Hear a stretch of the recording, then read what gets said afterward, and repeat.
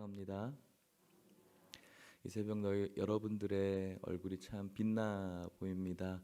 여러분들 옆에 분들과 인사하실 때 사랑합니다, 잘 오셨습니다 라고 인사해 볼까요?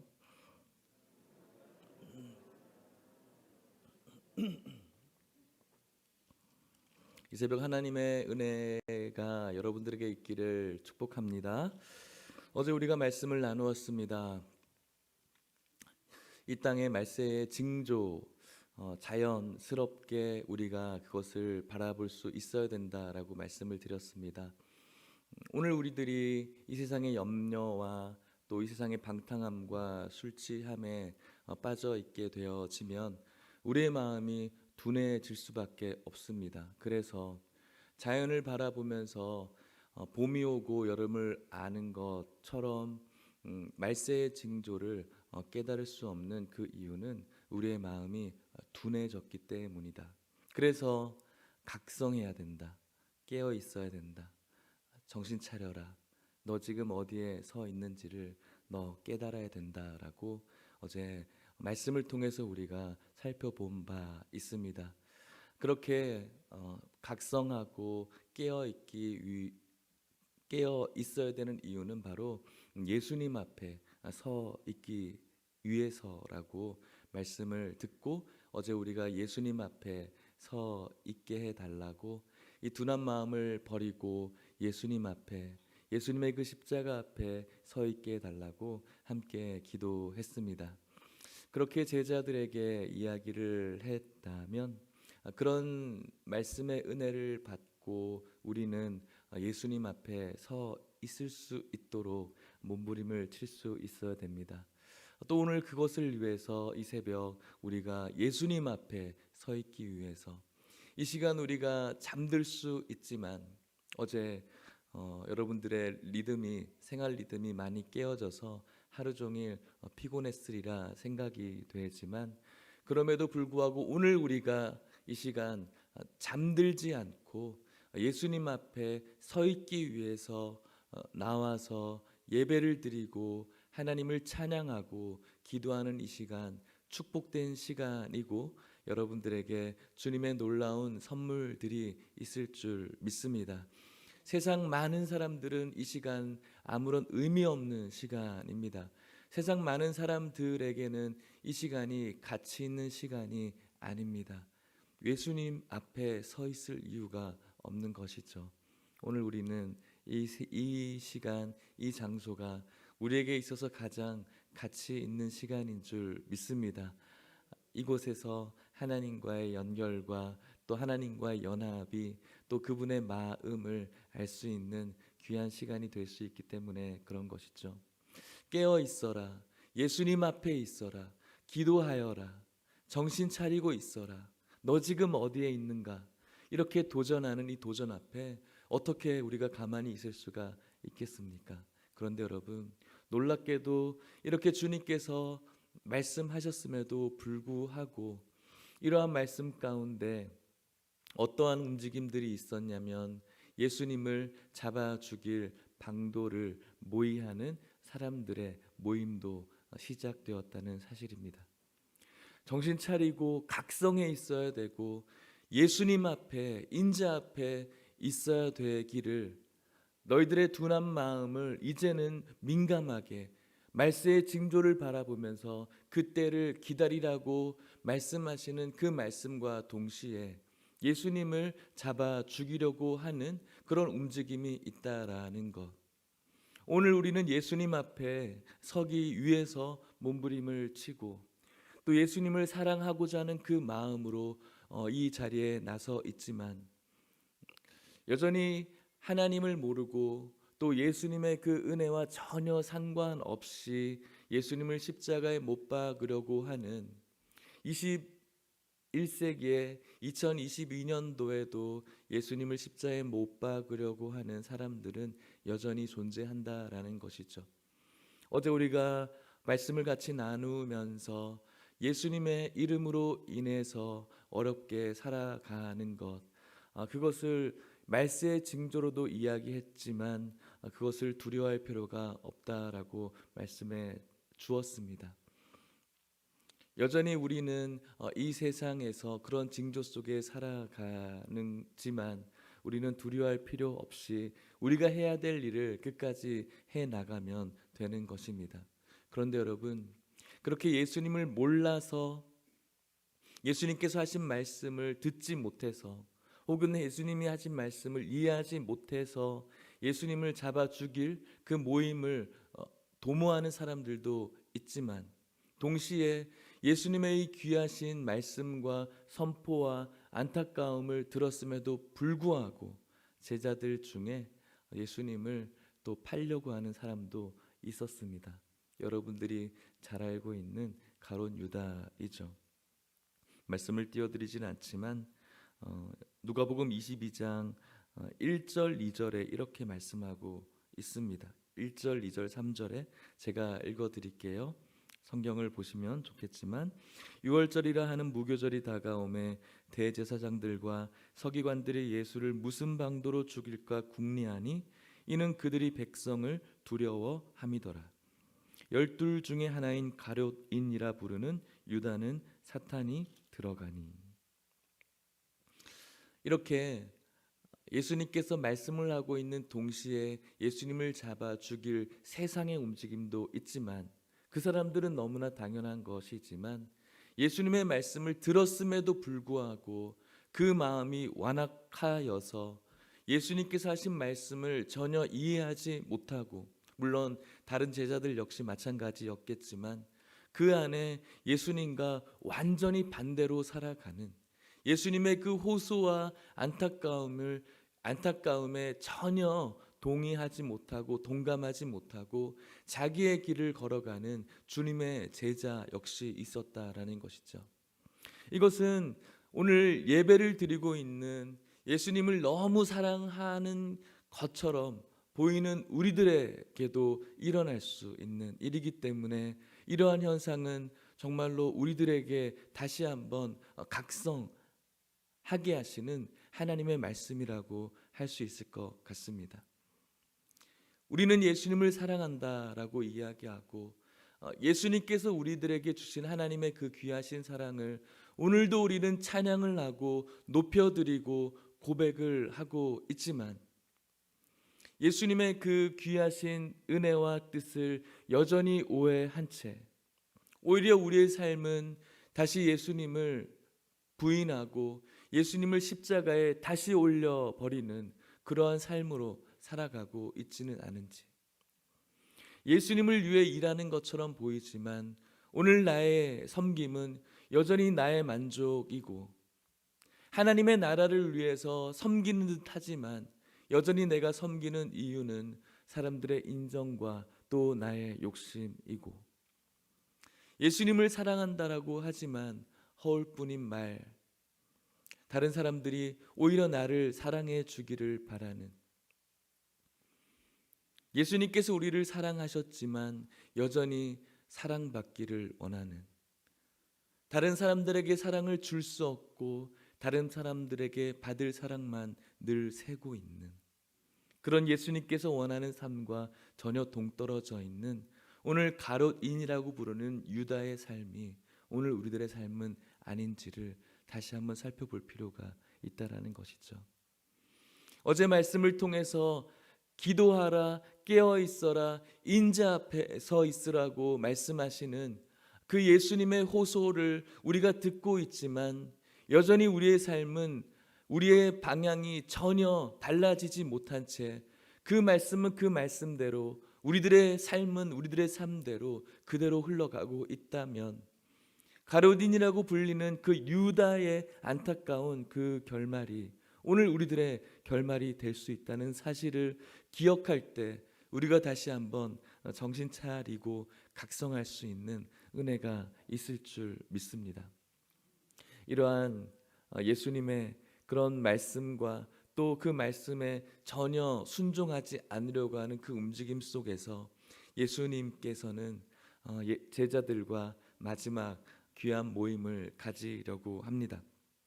14절 15절 말씀이죠. 같이 읽어볼게요. 시작. 때가 이르매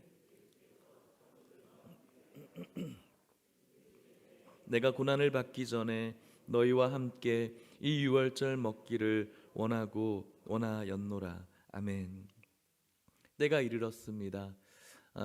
누가가 이 성경을 제 3자의 입장에서 적어 가면서 이제 예수님께서 십자가에 지실 그때가 이르렀다라는 것을 알고 있는 것이죠. 예수님께서는 제자들, 사도들과 함께 앉으셨습니다.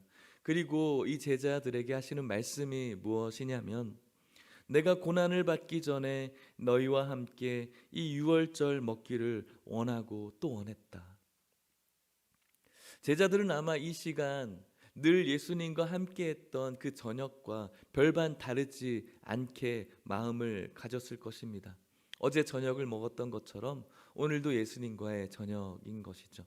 오늘도 예수님과의 그 식사인 것이죠. 그런데 예수님께서는 이 저녁이 굉장히 특별한 저녁 만찬이었습니다. 왜냐하면 마지막이었거든요. 제자들은 마지막인 줄 몰랐겠지만 예수님은 알고 있었습니다. 내가 고난받기 전에 너희와 함께 이 유월절, 이 축제, 이 유월절, 이 저녁 식사하기를 너무 원했다. 원하고 또 원했다라고 말씀합니다. 우린 최후의 만찬의 그림을 알고 있고 그 배경의 어떤 이미지를 알고 있습니다. 그런데 여러분, 이 만찬을 예수님께서 얼마나 원하고 원했는지를 우리는 잘 모르고 있었죠. 여러분들은 이 땅의 마지막 식사를 먹어야 된다면 그 식사를 어떻게 대할까요? 그 식사 시간이 오는 것을 기다릴까요?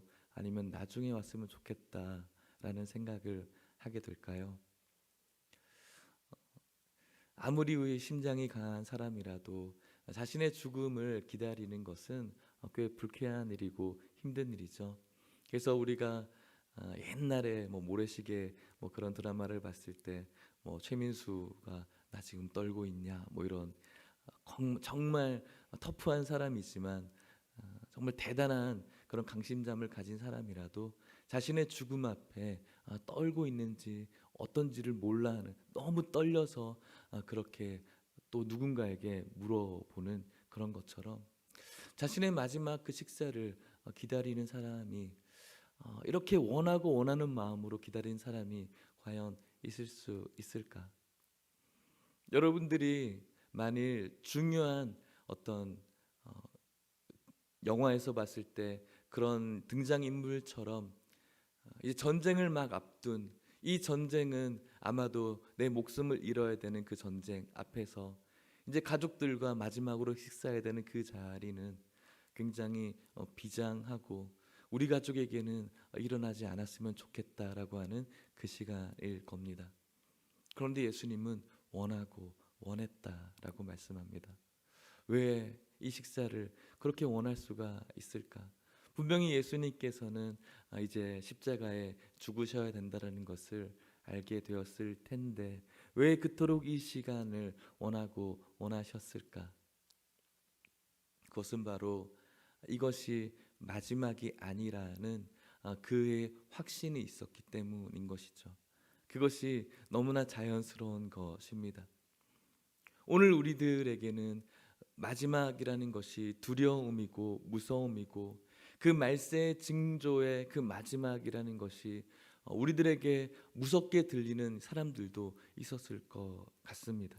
아마 우리 아이들에게는 그런 말이나 말씀은 무섭게 들릴 수가 있습니다. 저 역시도 중고등학교 때 요한계시록을 설명하시는 목사님이나 또 그것에 대해서 이야기해 주시는 선생님의 이야기를 들을 때 굉장히 무서웠던 기억이 있기 때문에 그런 것이죠. 그런데 예수님께서는 그것이 전혀 무섭지 않으셨어요. 왜냐하면은 분명히 하나님의 나라가 있다는 사실을 알고 계셨거든요. 그래서 이 날이 오기를 기다리신 것이죠. 하늘의 놀라운 보좌를 포기하시고 이 땅에 연약한 인간의 몸을 입으셔서 가장 비참하게 태어나셨고 이 땅의 삶 속에서도 고단하셨고 피곤하셨고 또 마음에 사람들을 바라보는 그 마음이 늘 불쌍히 여겨지는, 민망히 여겨지는 아픈 마음을 가진 그 예수님의 마음의 모든 삶이 얼마나 힘드셨을까.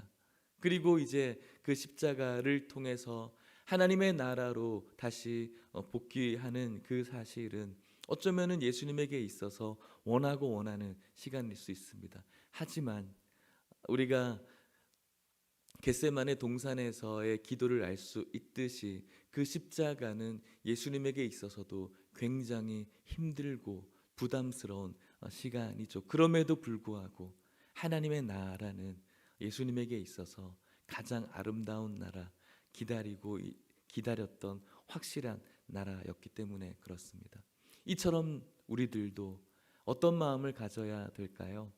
하나님의 나라는 확실한 나라라는 사실을 믿을 수 있기를 축복합니다.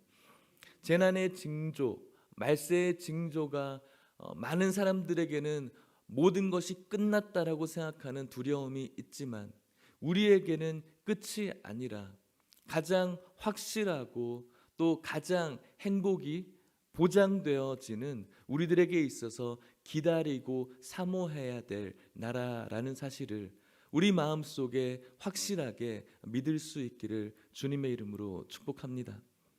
예수님께서 제자들과 이 시간을 기다리고 또 기다렸던 그 이유는 바로 예수님의 그 십자가, 예수님께서 이 땅 가운데 오셔야 했던 그 이유에 대해서 제자들에게 마지막으로 전해줄 수 있는 아주 좋은 시간이었기 때문에 그런 것입니다. 예수님께서 제자들에게 이렇게 말씀합니다. 16절 17절 말씀이죠. 같이 한번 읽어볼게요. 시작. 내가 너희에게 이르노니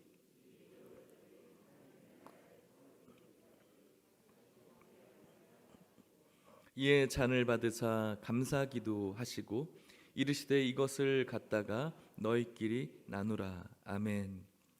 내가 너희에게 말한다. 이 유월절이 우리가 나누고 있는 이 유월절의 만찬이 하나님 나라에서 이루기까지는 이제는 더 이상 없다라는 거예요. 마지막이라고 제자들에게 이야기합니다. 그러면서 예수님께서는 하나님 나라를 생각하고 있는 거예요. 18절 말씀도 같이 읽어볼까요? 18절입니다. 시작. 내가 이제부터 하나님의 나라가 임할 때까지 포도나무에서 난 것을 다시 마시지 아니하리라 하시고. 아멘. 내가 너희에게 또 말한다. 내가 이제부터는 하나님 나라가 이를 때까지는 포도나무에서 난 것을 다시 마시지 않겠다. 오늘 내가 너희와 마시는 이 6월절의 만찬과 이 포도주는 이제 마지막이라는 것이죠. 마지막이야. 오늘 우리가 마지막이야. 하나님 나라가 이 땅 가운데 임할 때까지는 이제 그럴 일이 없을 거야 라고 예수님께서 말씀하고 있습니다. 이 마지막이란 이 말이 어쩌면은 굉장히 이제 슬프다. 이제 예수님께서는 우리들과 마지막이구나, 이제 영영 떠나시겠구나 라고 생각할지는 모르겠지만 그것이 아니라 이제 여기서는 마지막이지만 하나님 나라에서 우리가 이제는 다시 만나서 가장 아름다운 만찬과 가장 아름다운 포도주로 너희와 그때 함께 할 거라는 소망을 담아내는 메시지라고 할 수가 있는 것이죠. 제자들과의 만찬과 포도주는 이 땅에서 마지막일 수 있지만 가장 확실한 그 행복이 보장되어져 있는, 가장 확실한 만족이, 영육의 만족이 보장되어져 있는 하나님 나라에서 우리가 다시 만나 이 만찬과 포도주를 나누게 될 것이라고 예수님께서는 말씀하고 있는 것입니다. 그런데 제자들은 이것에 대해서 전혀 이해하지 못했겠죠. 사랑하는 성도 여러분, 오늘 우리들에게 이 만찬이 남겨져 있음을 믿을 수 있기를 축복합니다. 이것을 여러분들 기억할 수 있기를 원합니다. 지금까지 이것에 대한 의식이 없었다면, 이것에 대한 생각이 없었다면 오늘 이 땅 가운데 우리가 누리고 싶고 누려야 될 이 세상의 만찬에 대해서 우리가 누리지 못하고 좋은 호텔에서 혹은 사람들이 가보지 못한 어떤 맛집에서 또 내가 죽기까지 버킷리스트에 올려놓은 세계의 도처에 깔려져 있는 그곳에서 만찬을 즐기지 못한다고 할지라도 그것보다 더 확실하고 더 만족스러운 보장이 있는 하나님 나라가 저와 여러분들에게 있음을 기억하시고, 그것 못 먹어서, 그곳 가지 못해서, 그것 누리지 못해서 우리 마음에 힘들고 어려운 것이 있어서는 안 되고, 가장 확실한 행복의 만찬이 있는 하나님의 나라를 오늘도 사모함으로 기다리며 인내하며 기도하며 주님 앞에 설 수 있는 우리 모든 예일교회 성도들 될 수 있기를 주의 이름으로 축복합니다. 그렇게 내가 너희와 앞으로 하나님 나라에서 이 만찬과 포도주를 다시 대할 때를 나는 기다려, 나는 원해, 나는 소망해 라고 말씀하시면서 제자들에게 오늘 이 만찬의 의미에 대해서 가르쳐 주고 있으십니다. 19절 말씀이죠. 같이 읽어볼까요? 시작. 또 떡을 가져 감사 기도하시고 떼어 그들에게 주시며 이르시되 이것은 너희 위하여 주는 내 몸이라. 너희가 이를 행하여 나를 기념하라 하시고. 아멘. 이 만찬에서 떡을 가지십니다. 늘 먹었던 저녁 식사이죠. 하지만 이 떡의 의미를 예수님께서 말씀하십니다. 기도하십니다. 그러면서 주십니다. 너희를 위해서 주는 내 몸이라고 생각하고 먹어. 예수님 어제 우리도 똑같은 거 먹었는데요. 이제 이 떡은 이전의 빵이 아니야. 오늘 이곳에서 먹는 이 떡은 이제 내 몸이라고 생각하고 먹어. 그리고 너희가 이를 앞으로 계속 행해서 이 몸이, 이 떡이 예수님의 몸이구나 생각하고 먹으면서 이때를 기념해, 기억해 라고 말씀하는 거예요. 예수님께서는 제자들과 마지막 만찬이지만 제자들은 이 만찬을 계속 가지면서 이 떡을 바라보면서 우리 예수님의 몸이구나 라는 것을 기억하면서 기념하면서 먹으라는 거예요.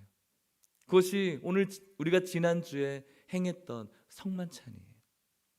예수님에게는 마지막 만찬이었지만 남겨져 있는 주님의 제자들에게는 계속해서 행해야 되고 계속해서 하면서 그 몸을 기념하는 그런 자리가 되어져야 된다는 것이죠.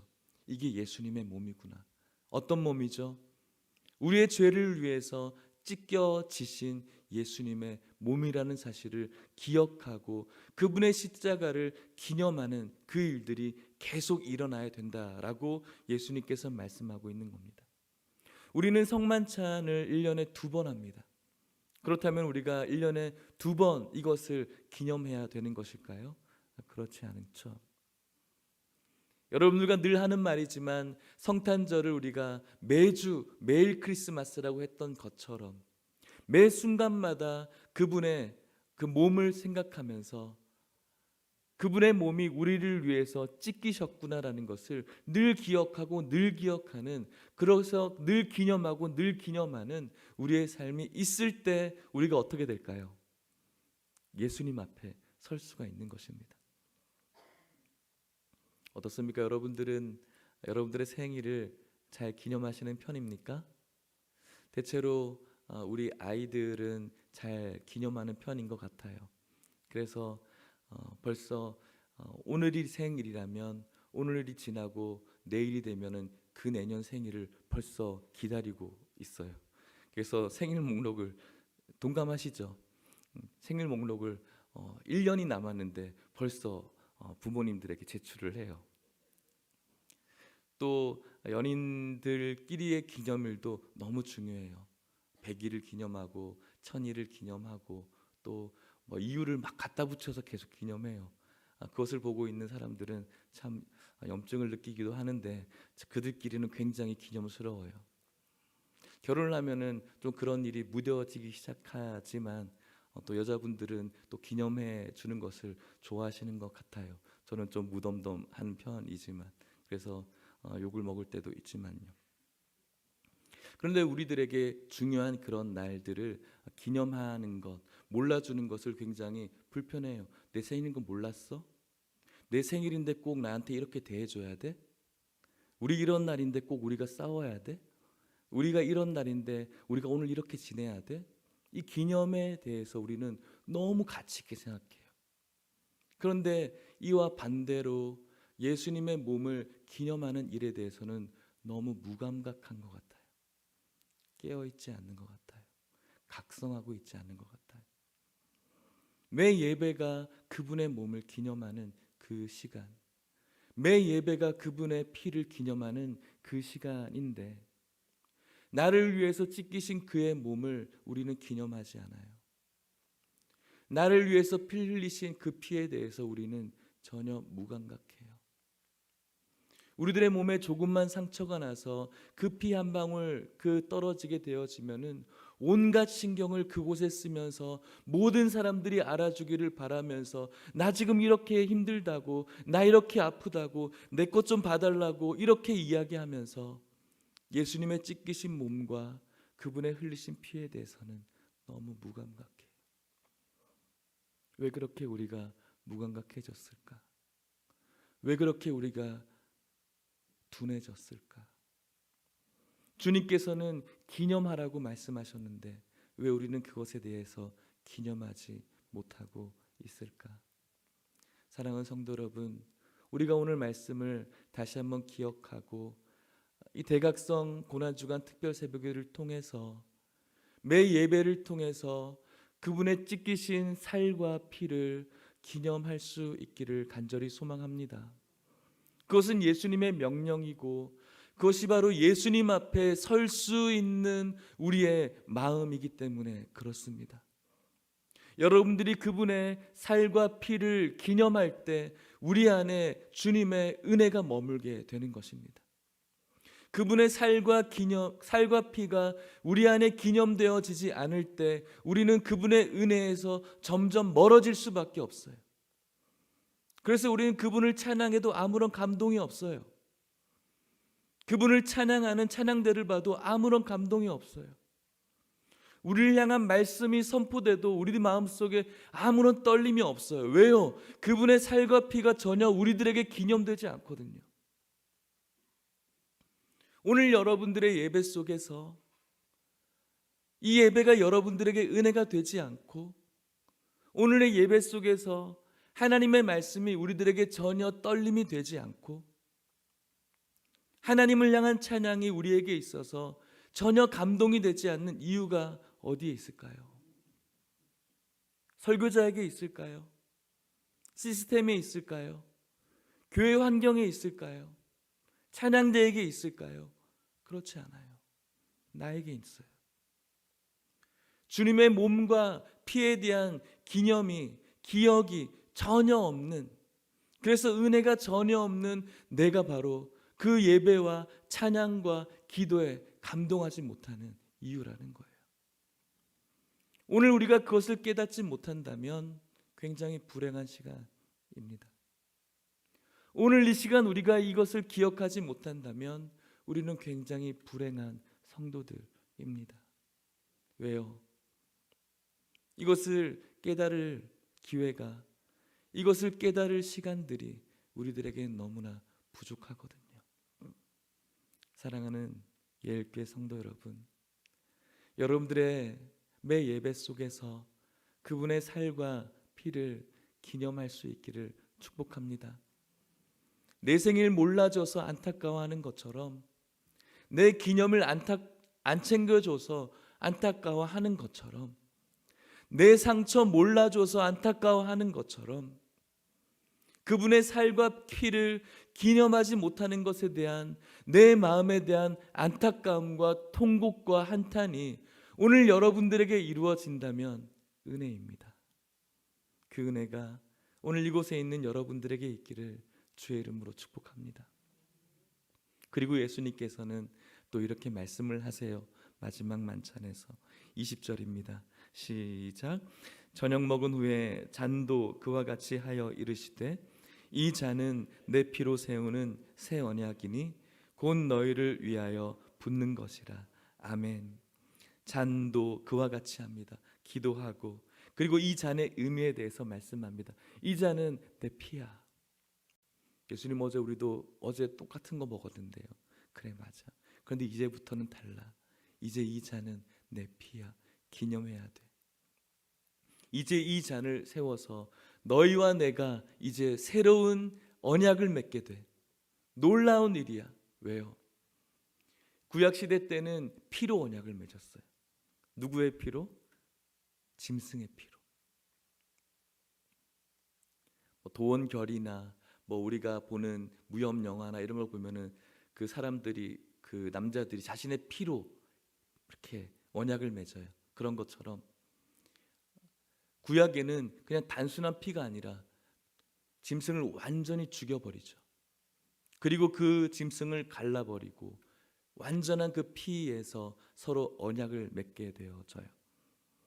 그런데 그 언약은 불완전한 언약들이었어요. 그런데 오늘 예수님께서 맺으시는 이 언약은 가장 완전한 언약. 죽었던 우리들이 완전히 살아날 수 있는, 그 구약에서는 당사자들끼리 그 피를 왔다 갔다 하면서 네가 어기게 되어지면은 이런 피와 같은 죽음을 맛볼 것이라는 것을 상기시키면서 갈라져 있는 그 짐승을 왔다 갔다 하는 거죠. 그런데 그럼에도 불구하고 그들의 언약은 늘 불완전했어요. 그런데 이제 예수님께서는 더 이상 짐승의 피가 아니라 자신의 피, 그 자신의 피 속에서 너와 내가 이제 새로운 언약을 맺게 되었고, 이제는 더 이상 매년마다, 매 시기마다, 매일마다 짐승의 피를 잡지 않아도 돼. 나와 맺는 이 언약은 한 번 맺게 되어지면 영원한 구속력을 가지고 있는 가장 완전하고 확실한 언약이야.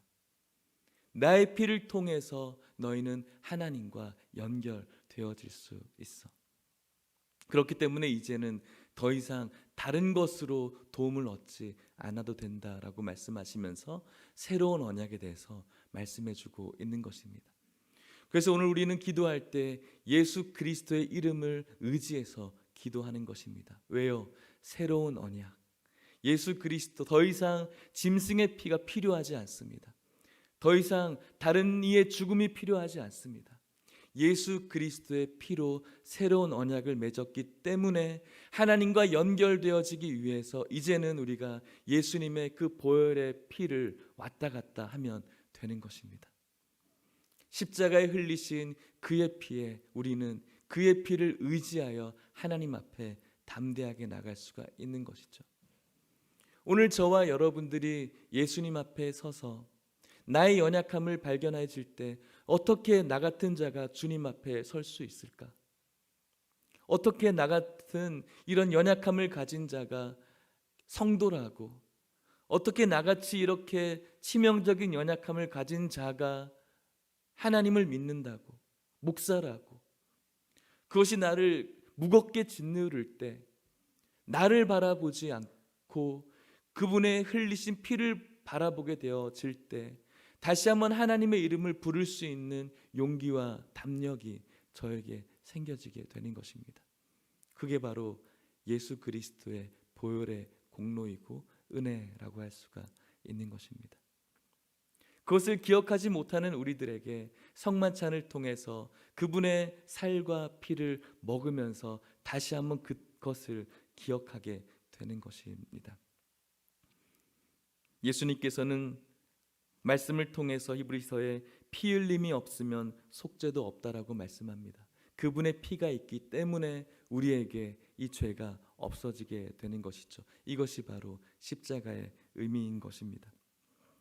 사랑하는 성도 여러분, 오늘 예수님께서 십자가를 지시기 전에 제자들에게 하시는 이 귀하신 말씀이 오늘 우리들에게 눈으로 보이지 않지만 마지막으로 간곡히 부탁하시는 우리를 향하신 말씀이라는 사실을 믿을 수 있기를 축복합니다. 사랑하는 마음으로 여러분들이 이 인자 앞에 서 있기를, 깨어 있기를 바라면서 오늘날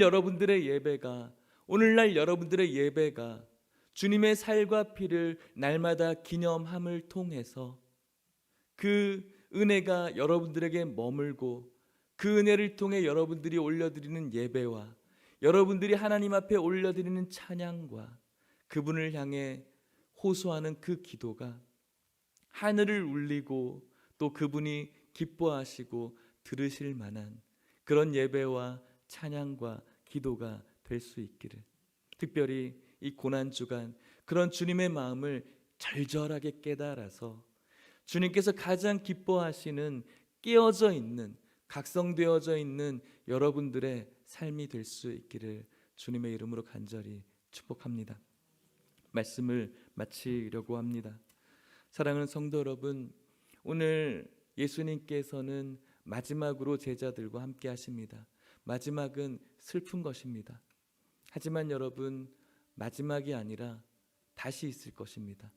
예수님은 하나님 나라를 2번 얘기하셨어요. 분명하게 있다라는 거예요.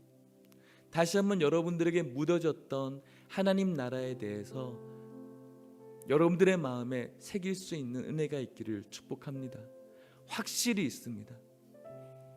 이 땅에 많은 사람들이 막연히 천국을 이야기하고 천국에 대해서 기대감이 없이 살아가지만 하나님 나라는 확실히 있고 그 하나님 나라에서 예수님께서는 다시는 하늘나라, 하나님 나라가 이르기까지 이 만찬이 없을 것이고 이 포도주가 없을 것이라고 하셨는데 확실한 하나님 나라가 있어서 그때는 너희들과 함께하게 될 것이라고 말씀하고 있습니다. 오늘 이곳에 함께 드리는 모든 예배자들이 예수님과 다시 드려지게 될 유월절의 만찬과 그 포도주의 향연에 한 분도 빠짐없이 우리 모두 함께 할 수 있기를 주님의 이름으로 축복합니다. 어떻게 할 수 있을까요? 예수님의 살과 피를 기념하는, 그래서 늘 그 은혜에 절절히 젖어 있는 그런 성도로 오늘 여러분들의 예배가, 오늘 여러분들의 신앙이 이어지게 되어질 때 그 하나님 나라에서의 만찬은 누구보다도 감격스러운 만찬, 이 세상에 어떠한 뷰가 좋은 그런 맛집보다 더 확실하고 아름다운 만찬, 그 만찬이 바로 우리들의 만찬이 된다는 사실을 믿을 수 있기를 축복합니다. 뷰가 좋고 사람들이 가보지 못한 그곳에 가서 자랑스러운 그런 사람들 되지 마시고, 그곳에 못 가서 안타까운, 하나님 나라의 그 최고의 만찬에 가지 못해서 안타까운 사람 되지 마시고, 하나님께서 기다리시는 최고의 만찬, 우리를 위해서, 너희를 위해서 준비하신 그 만찬에 모두 참여할 수 있는 우리 모든 성도님들 될 수 있기를 축복합니다. 우리 같이 찬송하고 기도했으면 좋겠는데, 우리를 위해서 살과 피를 찢으셨다, 흘리셨다. 그런데 왜 너희들은 내 앞에 서지 않고 있느냐라고 오늘 이 말씀을 통해서 말씀하시고 또 찬송을 통해서 찬송하게 될 텐데, 우리를 위해서 만찬을 준비하고 있으신, 여러분들을 위해서 만찬을 준비하고 있으신 예수 그리스도의 귀한 사랑 앞에 여전히 감동하지 못하고 반응하지 못하는 우리의 이 삶을 다시 한번 되돌아보면서 찬송하고 또 회개하며 기도했으면 좋겠습니다.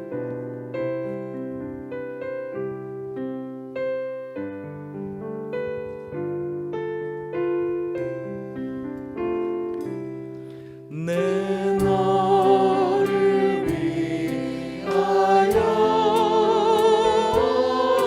몸 버려 피 흘려 내 죄를 속하여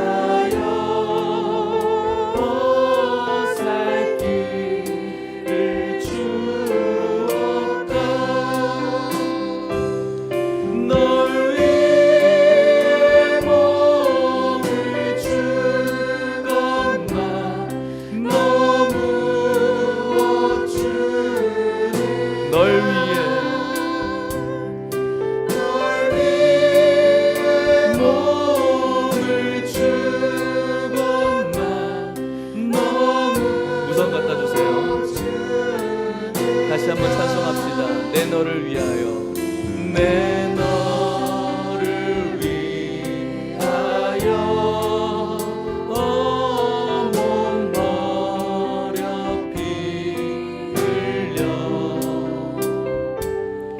내 죄를 속하여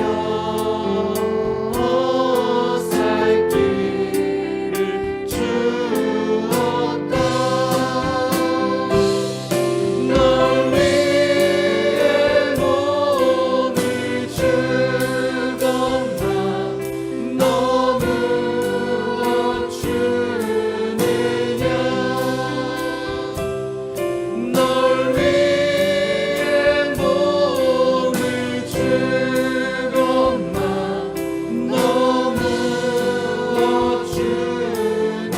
아버지 보좌와 아버지 보좌와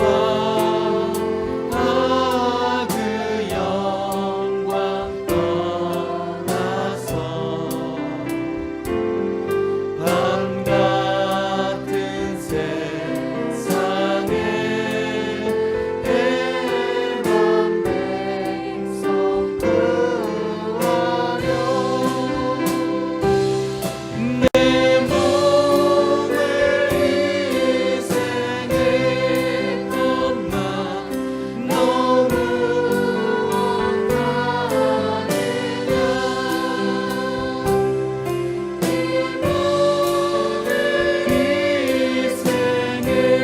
희생했건만 너무 죄중에 빠져서 죄중에 빠져서 영주들이 생을 구하려 주려고